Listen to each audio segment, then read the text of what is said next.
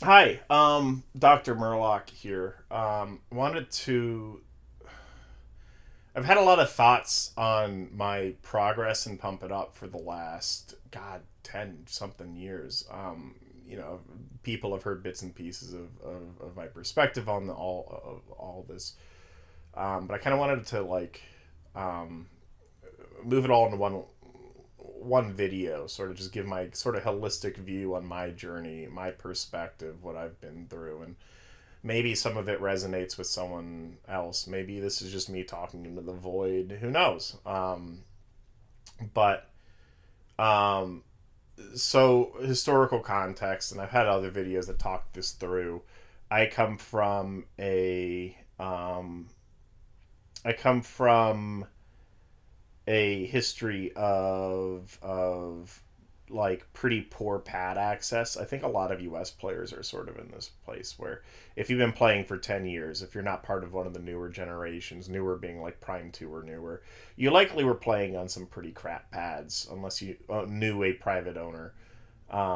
We had White Flint was where we would play, and like basically half the sensors were dead, so like you would have the pump it up pads, and like you would just learn which arrows were dead and which ones you needed to step in specific places on, and you would just kind of accept misses. Misses were a factor of life. So like I think it was the top sensor bottom left, the left sensor bottom left. There was like a top right on the left's pad.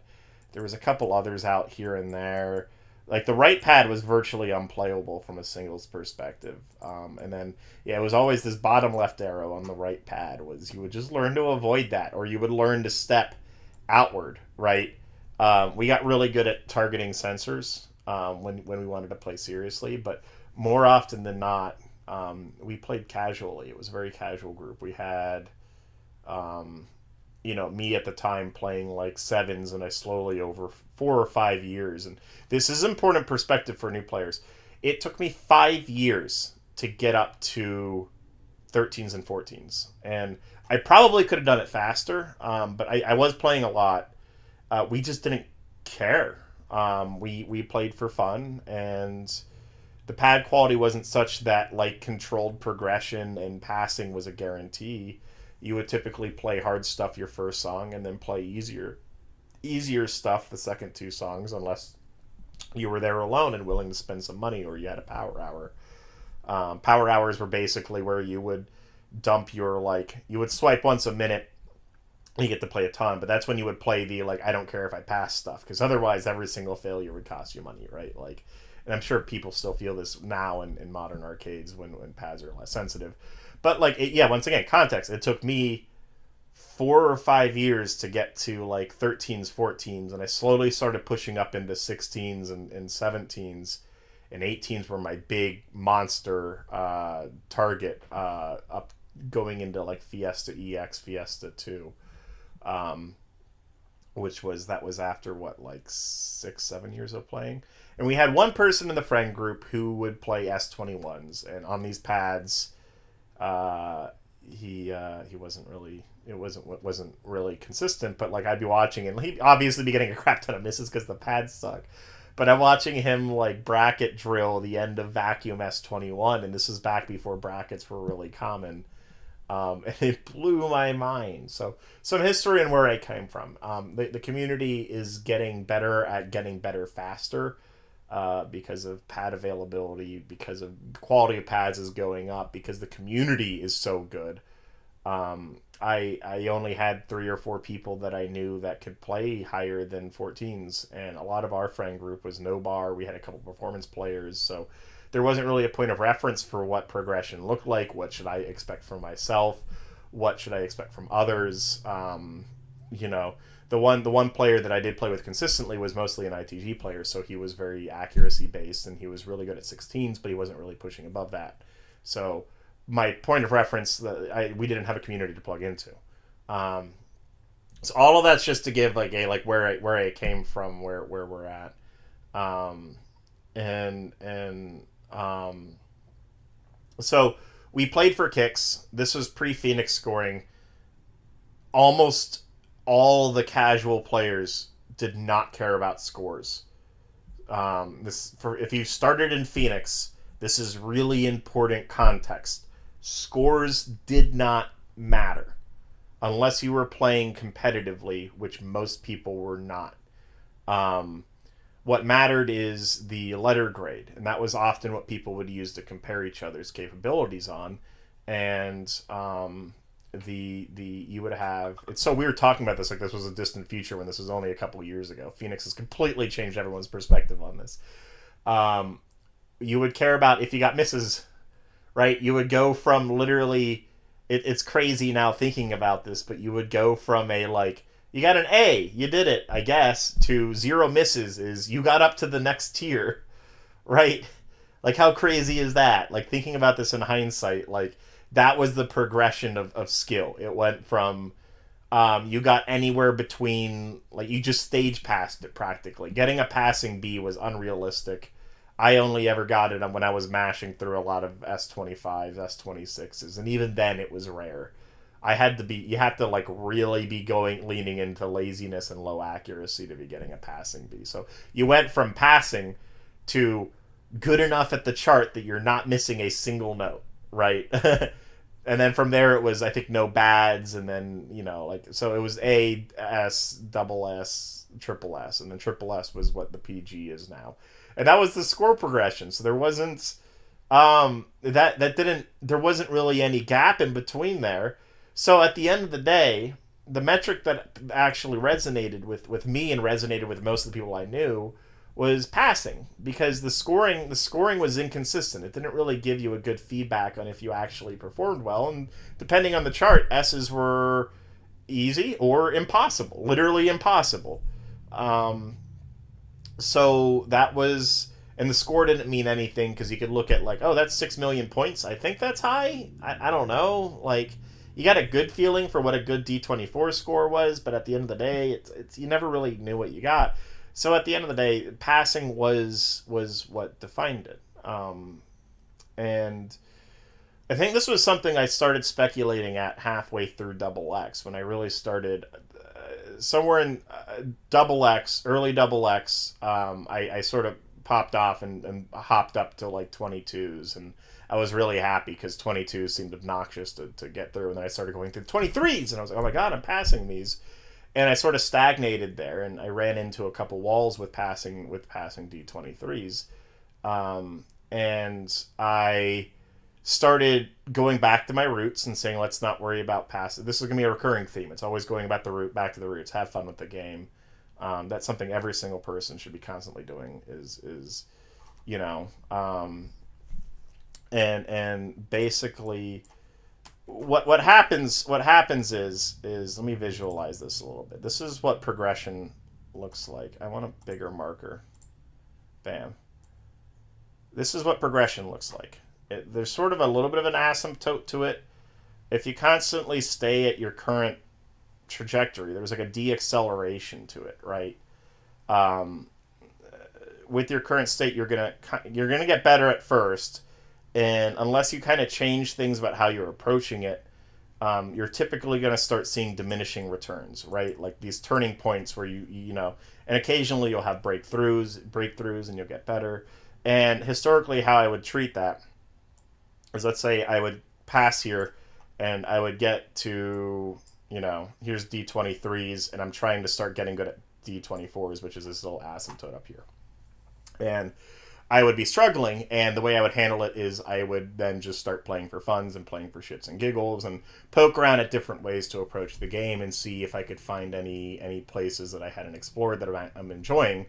And once again, because everything was pass-based, what I started doing was I started playing with singles, and there was a point, I think it was Primetime S23 came out.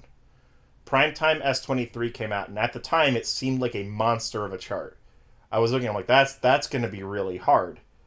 And I went up there, and I turned my brain off, and I just reacted to what I saw on the screen. I didn't care what the rhyme or reason to how I was reacting was, and I passed with full life. and I had no idea what I had just seen on the screen, but I did know that I was, I was reacting to it. I was hitting, not technically the correct arrows in the order I wanted, but I was hitting them and not getting misses. I got the pass. I got the metric that it had defined for me, right? And for a significant portion of Double X, that's what I pivoted into, was like, oh shit, like you can abuse singles, and there's not a moral of the story of don't do this at the end of this. Moral of the story is actually quite opposite.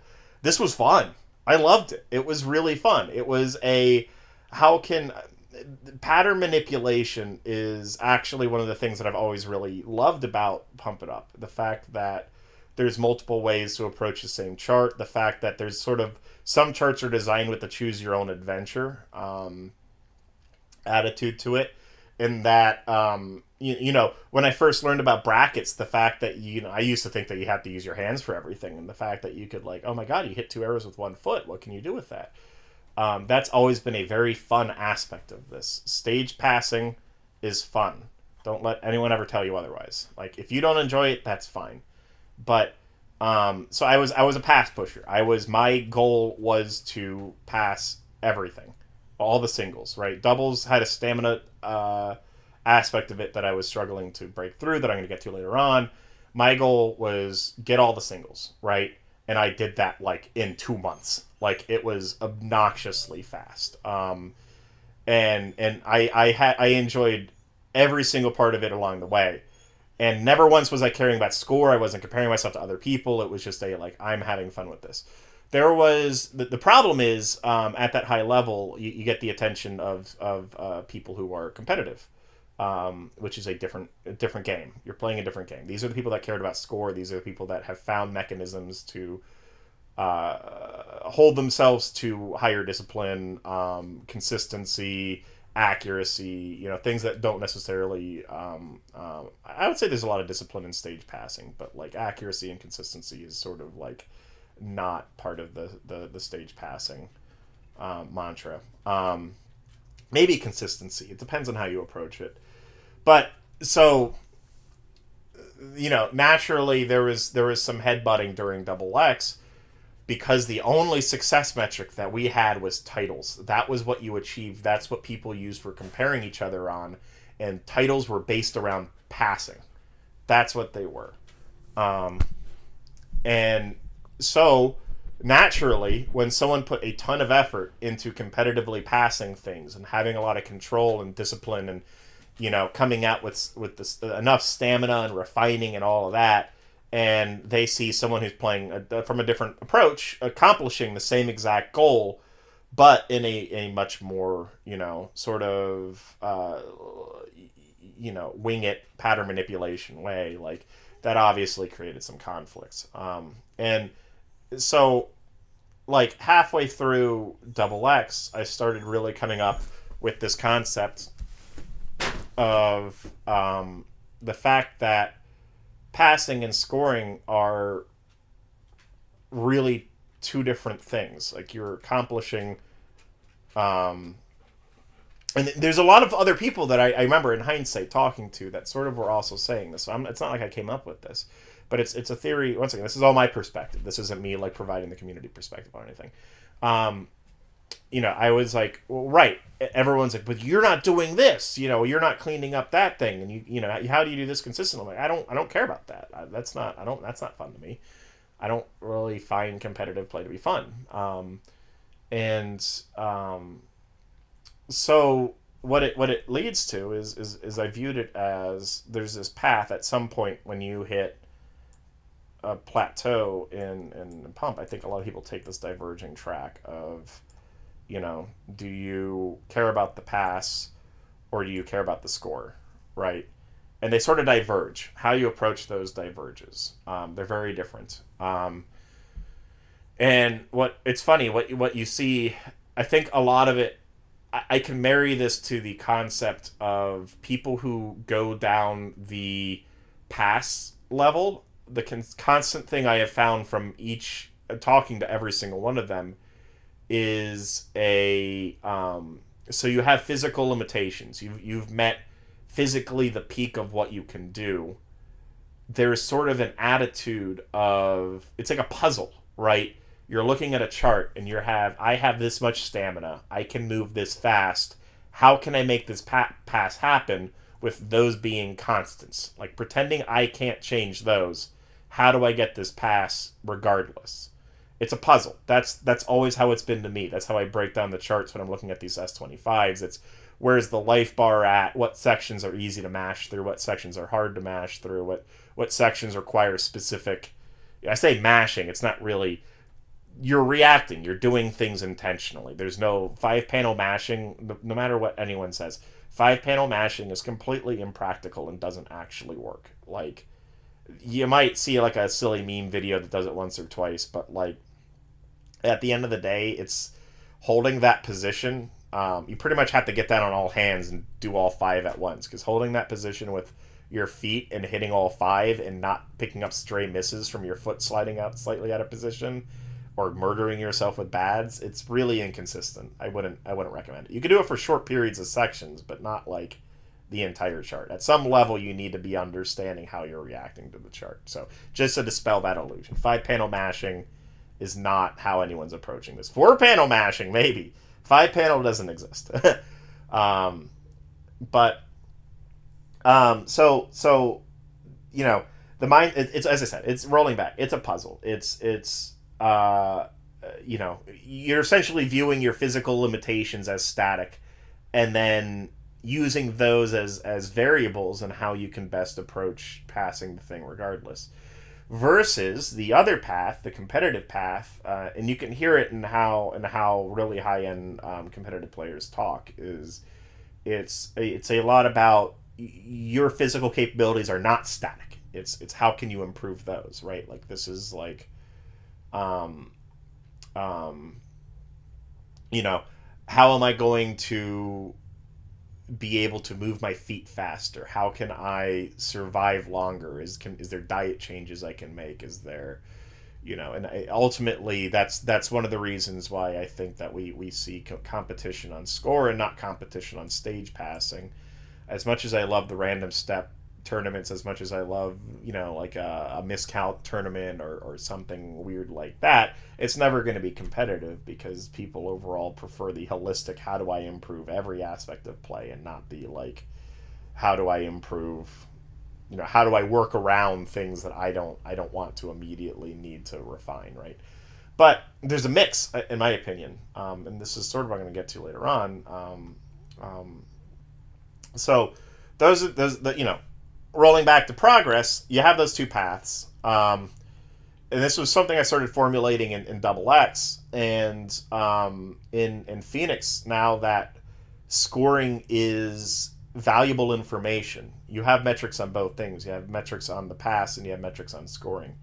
And I have a site with thousands of users of data that can really, you know, if go to the world community and look at the pumbability score, order by pumbability, and then weigh that against the average score. Hold on, let me go look at this. No, I don't want to pull up people's names on this video.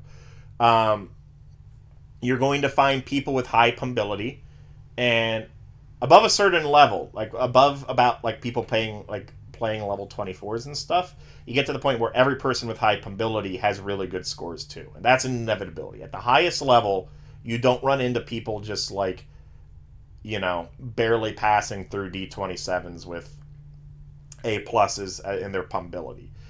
You end up with people with triple S's on D24s in their pumbability.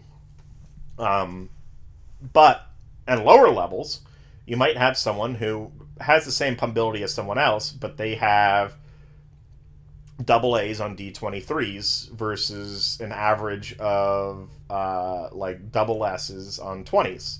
I think that averages out to be roughly the same pumbability. And what you see there is very distinctively two different play styles. That's the play styles. So the play styles over here with pumbability that's based around really refined scores but on lower level stuff, that's the competitive play. On this side, you have people that have taken the route of how do I play above my comfort level versus, you know, a lot of people are how do I increase my comfort level? There's how do I play above my comfort level, right? And you do need a mix between them. I think it's never black or white. It's not a just you're this player or that player. I think there's just some people that lean towards one versus the other. So this side, right side is how do I raise my comfort level? How do I play more discipline? The left side is much more on the like how do I play above my comfort level? I'm getting A plus passes on 25s. I think Paradox S26 I have an A plus on in my top pumpability. Um, you know, stuff like that. So you could see it. I have data backing that this is two different play styles of person, and it's a spectrum, right? It's not just one person belongs to one person belongs to the other. It's some people are sort of in the middle and are good at. And I think honestly, if you can find yourself in the middle of how do I push above while also raising my comfort level, I think that's ideal. That is like the perfect pump players, and the people who are good at doing that are the ones that I've seen skyrocket in skill really, really fast. Um, so, right. So the two play styles, I theorized about it. Phoenix, I've proven they exist. I've talked to people. The language is there. People are talking about them that more often. Score pass pushing versus scoring competitive players. Even the idea of some songs being difficult to score but not to pass. Scoring levels, the thing I've heard people reference before. Um, like login S20. Like I saw someone get a double S on that the other day. I was like, holy shit, that's really good. Like, this person's like normally passing 25s and stuff, but it's like, you know, double S and login S20 is pretty crazy. Like that's a hard chart to score, no matter how you slice it. So we're seeing a great progress in that. So that's my perspective on that. I want to bring it a little bit more back to my progress, right? So I had basically over the years I had been doing this, and then community would grow and I kind of shifted, right? So like let's say this is 16s, let's say this is 18s. And over time, as the community grew, I sort of felt myself leveling up to the next tier while there was motivation, while there was people to share with, while I watched other people get good. There was pressure for like, oh, cool, I can do that too. Like that looks fun. There's this passive pressure to just sort of get better when you're part of a community, and I think it's a good pressure. It's not a bad pressure. I call it cooperative. It's you're working together to raise yourself to new heights. This is the reason why we see players get good so fast nowadays versus where we were before. Like 5 years to get to 14s versus I've seen people be at 14s in a month now. Like it's pretty crazy. Um, what I found though, and once again, this is double X is around here. Like let's call this double X. I did this. Um, if you at least from a like feeling like I'm progressing and getting better perspective. So I was passing all those singles charts, but at D23s, I was so hard stopped. Um, and basically, what I needed to do, and this is what I was talking about before, is there was like you need a balance between competitive perspective, and part of it was that there was no real metric driving me need to want to get better. Like it was not there was no the score system was like I didn't care about it. Titles were all based around passing, and outside of competitive events, the scores don't really matter. No one's comparing the scores, so like machine bests were nice. Um, so in Phoenix, the scoring system came out, and I enjoyed it. I found myself enjoying it before I was even playing it. I conceptually liked it. I thought it was a great change. Um, PHX. I need to learn how to do paint like Pirate Software. He's like a master at this. So, this is about the time that I started getting involved in Byte. Right, I started getting more involved in competitive scenes, and I started watching other players and being exposed to literally the best players in the world and getting a feel for what motivates them. And most of them I found were motivated by external forces. The ones that really excelled at the time were being driven by personal metrics outside of the game. The game didn't give them what they needed to compete outside of a score at the end of it, right? So, and they kind of gamified that. They gamified it outside the game. Phoenix gave us more tools to gamify it within the game. They gave us a good scoring system. And they had plates there to represent the old scoring system to some extent, but like at the end of the day, the new scoring system, it's not perfect because you can't compare scores across charts, but well, not perfectly, right? Some charts you can compare A to B, but like once again, login S20 versus I don't know, what's an easy S20? Is Mr. Larpus an S20? Like those two are not comparable in how hard they are. So you can take a score from one and you cannot compare it to the other one. But at the end of the day, we have more metrics now to actually care. So after I want to say, yeah, the last bite 6 was it? Not the one that just happened, the one before that. I say just, it was like 2 months ago. Um, so I Phoenix, I had been doing this, right? I got like a little boost from like getting better, and I could see scores, and I just naturally started getting better at timing because those greats mattered, right? And double X greats meant nothing. You didn't care about them. So now greats matter. Naturally getting better, but I still sort of right around the time that bite hit, and this was really early on in Phoenix, and I think it was that point I recognized that I wasn't. It just wasn't working, right? Like me just playing just wasn't doing it. And so I started visualizing this, right? I think I mentioned this early on in the video, but like each of these changes is like all of this you could view as acceleration, right? This progress, this moving at any point you have a velocity, the rate that you're getting better, and that's like this tangent to this, right? Anyone who's familiar with calculus and physics is going to get where I'm going with this. Um, there's a natural deceleration that's being applied from just the game getting harder, right? There is an acceleration you are applying that is sort of who you're surrounded by, your personal motivations, what's driving you. That your acceleration is what is applying the force upward. That is what's making you want to go, up, right? That's what's making you get better. Deceleration is happening from the game getting harder and possibly variables in your life that hold you back a little bit, et cetera, et cetera. There's all sorts of things that sort of apply a downward force, a downward acceleration to you, right? So, what are each of these points? It's a change. In physics, it's called a jerk. So, it's a rate of change of acceleration that is changing. Like it is your acceleration changing, and something causes those. And in each of these, all the way up to this point, it was the community. I was growing with the community. I had points where I got introduced to Aero Eclipse. I had points where I was introduced to competitive players. I had points at every single one of these. There was something community driven that applied a jerk in my life that made my progression increase in acceleration, right? In Double X, I decided that I cared about playing more, and there was a decision early on in Double X that I wasn't just going to play fun, dumb things. I was going to actually try to push at higher levels. That was a decision. I did it. I applied jerk. I actually, it sounds really funny to say, I am a jerk. No, I am the jerk.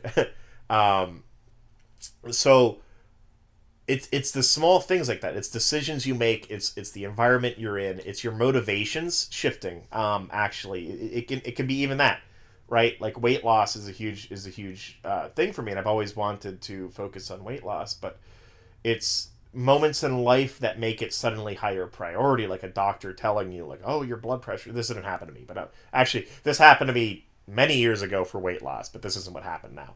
But like a doctor telling you like, oh, your blood pressure is too high or you're overweight, that's going to cause serious problems even as soon as 5 years from now, stuff like that. That's a jerk. That causes a change in acceleration in your life. Um, and so this is how I started visualizing change. Is I'm making there is individual points in time that I make decisions, and a lot of them are counterintuitive. I think if it was really that easy to just decide I'm going to get better, people would just do it, and it wouldn't be hard, and everyone would have the master, right? So a lot of these changes are counterintuitive, and you need to sort of work against what your motivations are in life. Or the better way to do it is you find ways to change your motivations in life, and that takes a long time. And that's sort of what I've done over the last year, right? So what I at Bite last the first Bite I helped run, watching all those players, I was very motivated. Um, and I had been talking to people about what makes for fundamental changes and how to approach things, and I've been analyzing my own play style versus everyone else's, and there's a lot of things that I do very, very well that I have not met anyone else who does as well as me. But at the end of the day, that's not what's holding me back, right? What's holding me back, and this is what I had to go back, is there is a lot of fundamentals that I decided that I sort of never picked up on because I learned to just work around them instead of work with them, which is fine. I was a pass pusher. That's just how I enjoyed playing the game. But with the mindset shift, I needed to revisit it. So I set out at Bite. I said I'm playing 17s, and this was hard. um, and because this was really, really hard to execute. I set it on paper. It took me a couple months for me to actually start doing it.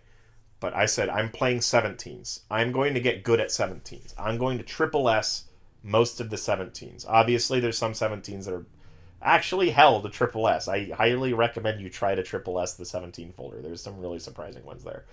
Um, and so obviously, I'm outliers aside. I was like, I want to have the level of confidence where I can practically lamp the entire 17 folder with triple S's confidently. And it was hard, but this was one of the most important decisions of my life. And the assertion was I would get confidence there, I would rebuild the accuracy, and I would work my way up. Um, so that was a jerk upward. Now, there was we can't pretend that that was the only decision I made.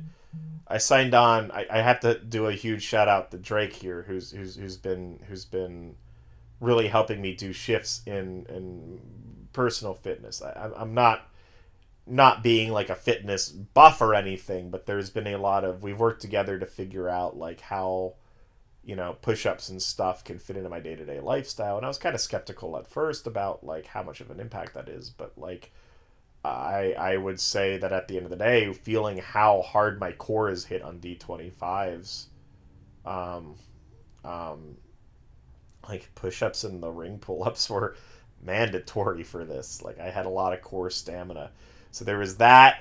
I started later half of this year. I've practically cut out alcohol except for like once a week, which is pretty dramatic. Um, is that I'm playing more often. I'm trying to play for longer sessions. All of these individual difficult lifestyle changes applied jerk where this is the frustrating part. Technically, my skill was doing this, right? Because it was on low levels, what it felt like was my skill was doing this because it felt, and this was the frustrating. This was so hard to go through. It felt like I wasn't progressing. It felt like I was okay. I'm just achieving everything that I already see everyone else doing, quote unquote, everyone else. Obviously, I'm comparing myself to the best players in the community and being an idiot about that. Don't do that. Compare yourself against similar players, not the best players. So like, it felt like I was doing this. I'm like, great, I can triple S 17s. That doesn't matter. And I just slowly over 6 months, I was doing 18s. Once again, this entire time, I'm doing this. Um, doing 18s, I'm doing 19s. Suddenly, I'm scoring 21s. I remember actually the first time I got like a triple S and an S21. I want to say it was telling Fortune Flower, and my mind just stopped for a moment of like where the hell did that come from? Like I actually was surprised my legs were moving like that. Like I felt like a different person was playing the game. It was absurd. So that was the time I thought, once again, I was here. I was like, cool, I got a little bit better. So maybe now I can finally start working on things. So then I only was working on singles. I only really, really worked on singles because I did not think I'd be playing doubles at Bite because I didn't think I would get that good. Oops. Apparently I got too good at singles and qualified into a doubles round. And I will say, all in all, I actually did pretty well, all things considered. Moonlight D20, D21, they can suck it. But everything else, Like, I thought I did pretty well on. So after that bite, I said, okay, cool. I've done singles. I'm scoring 21s. I have some 22s. And I thought this was actually a mistake. I kept thinking, like, maybe I should refine up into S23s. And scoring S23s is really, really, really, really, really hard. But I was like, I think I can push through those. But I was like, no, I got to switch to doubles. I got to get back into doubles. That's ultimately what I wanted to achieve. So I started working. I went back and I did the same thing. And this was, once again, a painful decision. Um, this was a painful decision. And I was like, I'm going to go work on D18s. We're going to rebuild up D18s. And this went much faster. This wasn't like the 6 months that I did with singles. This was like a month. So I did D18s. I'm getting triple S's. Ah, okay. D19s, triple S's. Oh, neat. So I'm slowly working my way up. I'm doing exactly what I did with singles, but I'm doing it faster because there's a lot of fundamentals and mentality shifts that I had that I already built in singles that were required for approaching doubles. And this was... So I didn't even feel like I was learning anything new. Important thing I did at that same exact time was I switched off of Skinners. I've talked about important little moments like this that cause some small change in your personal skill. Well, yeah, Skinners was, I think, holding me back severely. There was, especially for doubles. Singles, I think Skinners worked okay. But doubles, I learned very fast that there was a lot of outer pad patterns that I significantly was struggling with. The second I went into shoes, no problem. Not a problem at all. Like, the support I have for some of the runs makes me able to go faster for longer with lower stamina usage. Outer pad twists I can actually execute. They're awkward. I'm not really good at them, but I can execute them. I can actually do them. Versus when you're in Skinners, your foot is forced to be a little bit more flatter. Skinners is really good for flat foot play. On the outer pad things, you're going to have your left foot, top right arrow. Your heel is hitting that center, and you're giving yourself bads every time you step. So shoes, really important. Skinners works for some people. I think for heavy, big-footed players, you should not be wearing Skinners. You should be wearing shoes, unless you're playing like an S25. Flat-footed play, really good for Skinners. Everything else, shoes. Do it. So, like, that's another piece of jerk. I shifted. I took the hit. I spent a lot of time learning how to play singles in shoes, and honestly, it was straight... A lot of songs, I just saw straight up value. Like, I just got better at some songs. And the other things I sort of had to learn, I still side bracket in shoes, but I have to step harder to make it work consistently. So that is something that I learned to do. But that, once again, that's a moment of jerk. I might have, velocity-wise, might have done this, but the acceleration-wise, it's doing that, right? It's counterproductive. It's counterintuitive. It was a lot of me going back and revisiting things that I took for granted. So, all of that happens, and I'm pushing up the 20s, and I'm starting to get triple S's on D20s, which to me is, like, absurd. I'm like, this is, like, D20s used to be the devil charts to me. This was, like, the first chart, the first folder I ever viewed as a real plateau back when I was trying to get better. So the fact that I'm just sort of casually playing these and having energy left over at the end was sort of, once again, at all points during this, it felt like I was fundamentally a different player than I had been the last... How long have I been playing this game? 14 years? 14 years, right? So,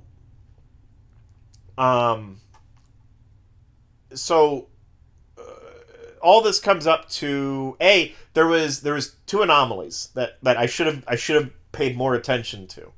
Right before Bite, I think it was Yenny and Franco in my basement, and I just played Telling Fortune Flower D23 just for the hell of it. And I was in Skinners. I need to run this back now that I have shoes. And I double S'd a D23. And granted, it's one of the easier D23s, but like I viewed it as like a fluke. I was like, oh my god, I can't believe I did that. Like, that must have just locked in randomly. At Bite, I practically sight read Curiosity Overdrive and got a D22 and got like a double S. So like, I had a lot of things showing that like, hey, you should be playing some higher level stuff. Maybe not all of them, right? Like, I'm not going to go out there and get a freaking triple S on Death Moon, the Death Moon D23, but like, or is it Death Moon Shortcut? One of the two. But like, should be playing more D23s. Didn't think about it. I was like, nah, I got to keep lower level, work my way up. Because I was trying to shift into that other player mindset of, you know, raise your comfort level versus push beyond your comfort level. Um, and I was in New York 2 weeks ago, and I was tired. I was averaging 16,000 steps a day. But I stopped by Chinatown Fair. I got like 2 or 3 sets in, and I had a battle number one D22 where I got like a AAA plus on it, but only because I ran out of energy at the end because my legs were stiff. I felt like I had control over the entire chart. It was the first time that I actually fully felt like mentally in control of a D22. It was really exciting. So that's sat in my mind. I was like, wait a second. Like that's kind of crazy. I've never once felt control over a D22 that I view as a harder D22 before. Like Curiosity Overdrive's an easier one, right? Like, like that's I was even because this is the downside of my website. Like when I see a chart as easy when I do well on it, it gives you the mindset of like, oh, that's easy. Of course I would do good on it. Don't do that. Please don't do that. But I totally do that. It's one of the only downsides that I found with it is sometimes I let that get in my head of like, oh yeah, sure, but like how would I do in a harder chart?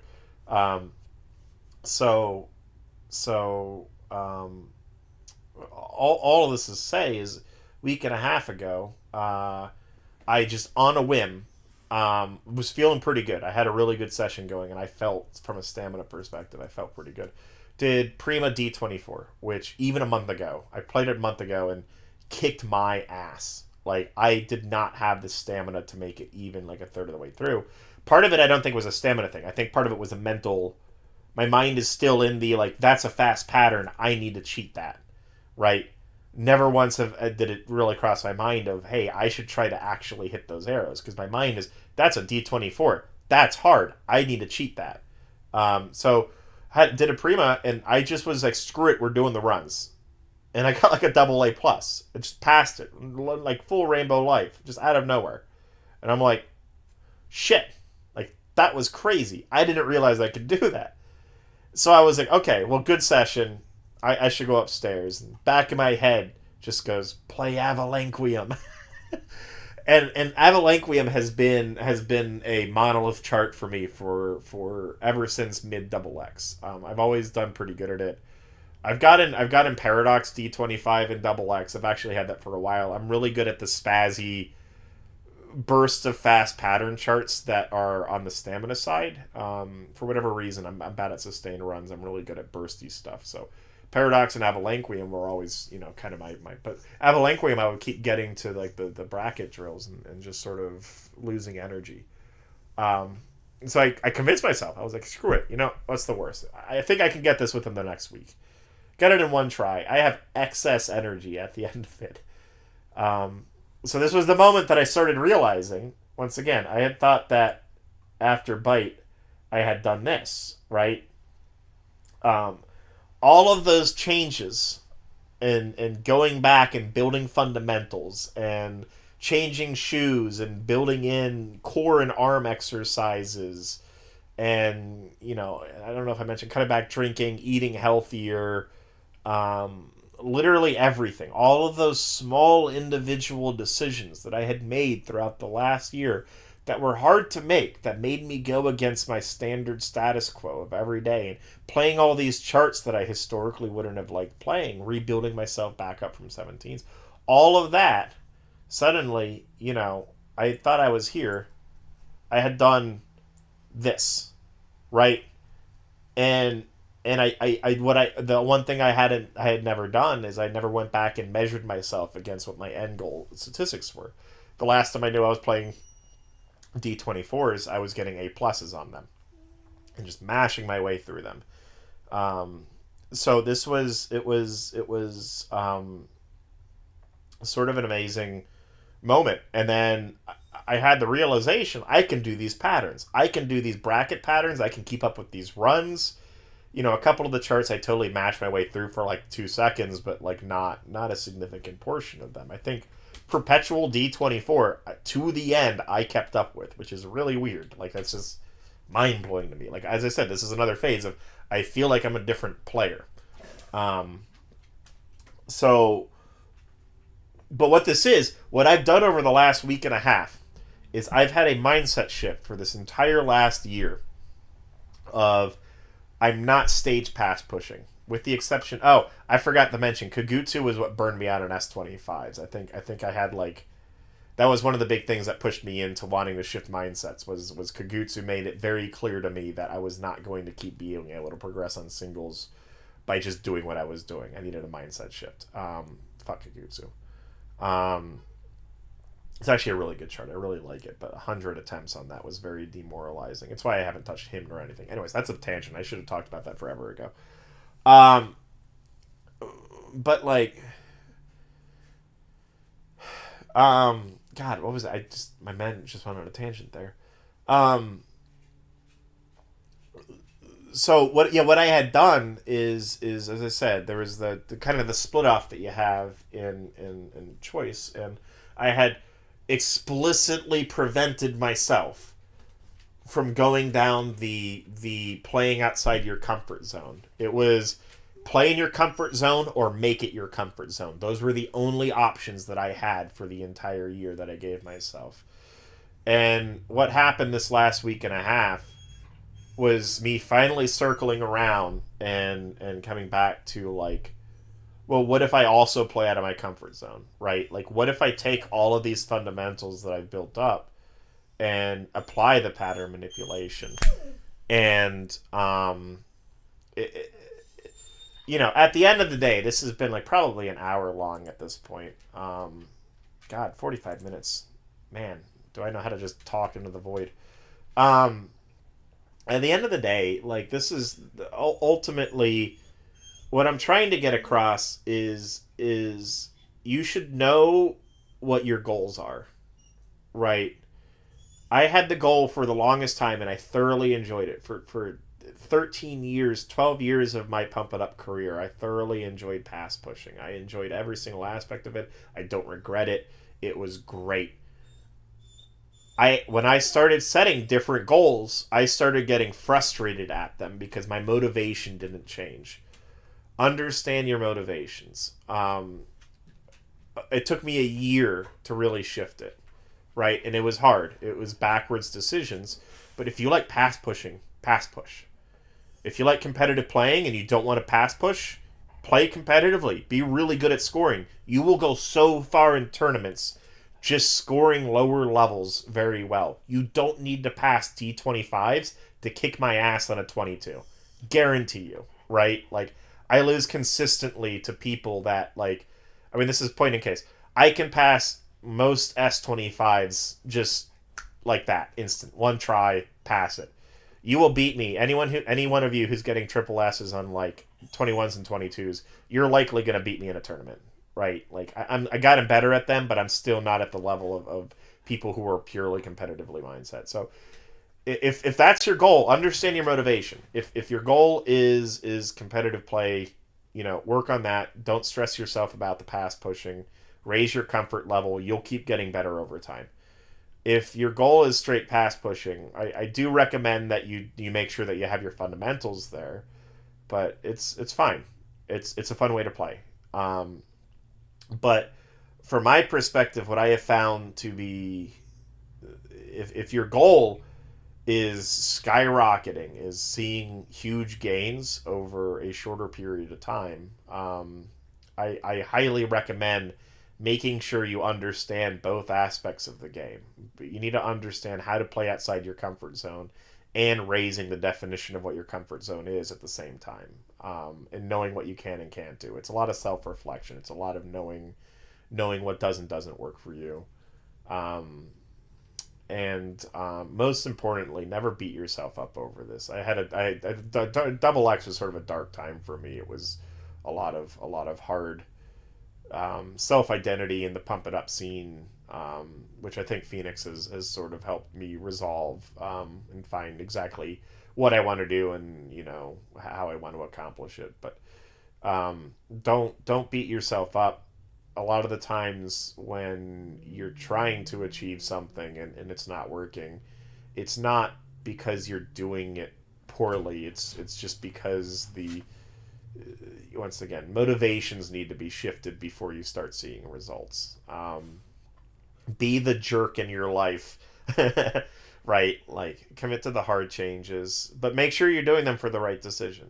It's hard. It's I'm providing like a lot of contradictory statements here, but like it's because it's hard. It's all non-intuitive. That's the entire progress